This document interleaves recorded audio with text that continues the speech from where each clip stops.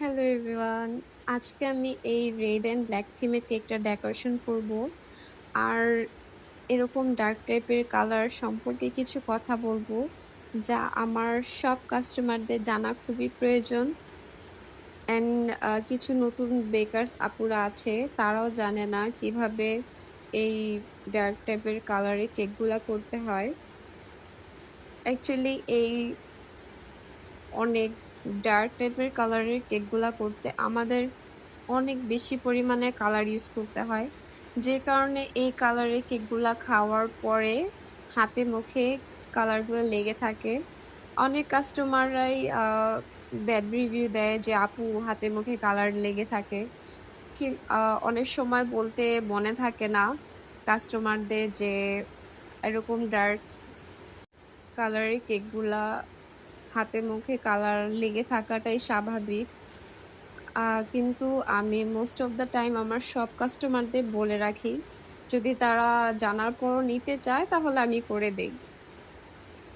যেমন এই আপুটাই বলছে যে, "সমস্যা নেই আপু, আমাকে রেড অ্যান্ড ব্লাক থিমের কেকটাই করে দেন।" আমি এরকম ডার্ক টাইপের কালারের কেকগুলা করার সময় আ ভিতরের পুরোটা কেক আ হোয়াইট ক্রিম দিয়ে কভার করি অ্যান্ড উপরে হালকা একটা পাতলা লেয়ার এরকম ডার্ক কালার করে দেই। যাতে কেক কাটার পর খাওয়ার সময় উপরের কালারটা ফেলে দিয়ে কাস্টমার খেতে পারে। তাহলে এরকম প্রবলেম হবে না। আ কথা বলতে, বলতে আ আমার কেকটা ডেকোরেশন হয়ে গেল। এই ব্লাক টপারটা আমার অনেকদিন ধরে বাসায় পড়েছিল।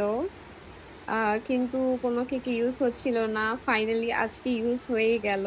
অ্যান্ড কেকটা এত সুন্দর লাগছে, মাশাআল্লাহ। এই সেম আ থিমের কেকটা আমার অনেকবার করা হয়েছে। কিন্তু হোয়াইট কালার। আমি অনেকবার করেছি হিসাব ছাড়া। আজকে এই ব্লাক অ্যান্ড রেড থিমটা আ করার চান্স হলো। তাই একটু মেকিং ভিডিও করলাম। আমি আবার দেখতেছিলাম যে গোল্ডেন টপারটা দিলে কেমন দেখায়। কিন্তু না, অ্যাকচুয়ালি ব্লাক কালারটাই সুন্দর লাগছে। তাই আবার ব্লাক কালারটাই বসিয়ে দিলাম।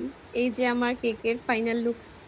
অ্যাকচুয়ালি এই রেড কালারের কেকে অনেক পরিমাণ কালার ইউজ করার কারণে এই কেকগুলো খেতে গেলে হাতে মুখে লেগে থাকে। আর অনেকের আছে যে কাস্টমাররা ব্যাড রিভিউ দেয়, বাট আলহামদুলিল্লাহ আমার কাস্টমাররা কখনো ব্যাড রিভিউ দেয়নি। কারণ হলো আমি পুরো কেকের মধ্যে প্রথমে হোয়াইট ক্রিম দিয়ে কোট করার পর দেন উপরে একটা